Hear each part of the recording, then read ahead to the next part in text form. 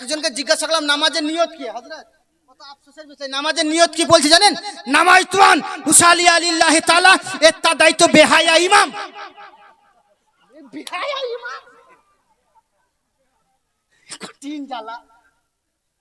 এ জানাজা পড়াবে না নামাজ পড়াবে?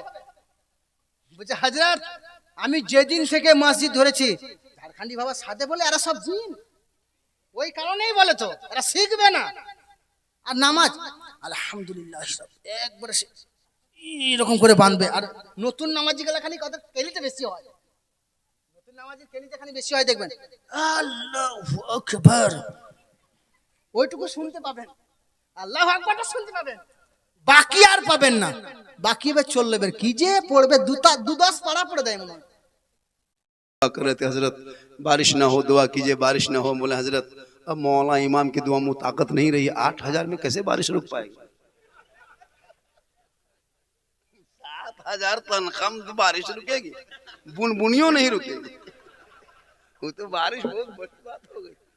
हाँ 7,000 तनख्वाह देकर तो हजरत दुआ कीजिए बारिश रुकेगी, 50,000 दीजिए फौरन रोक दे। तनख्वाह कम है, दुआ में पावर कहाँ? मस्जिद में कुर्सी देख रहे हैं, कुर्सी में नमाज पढ़ रहा है। पूरी जवानी कट गई, मोड़ में पकौड़ी खा के चुगली करते।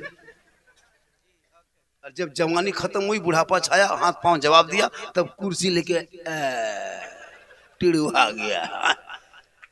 एक एक मशीन में 5-6 कुर्सी देख रहे हैं।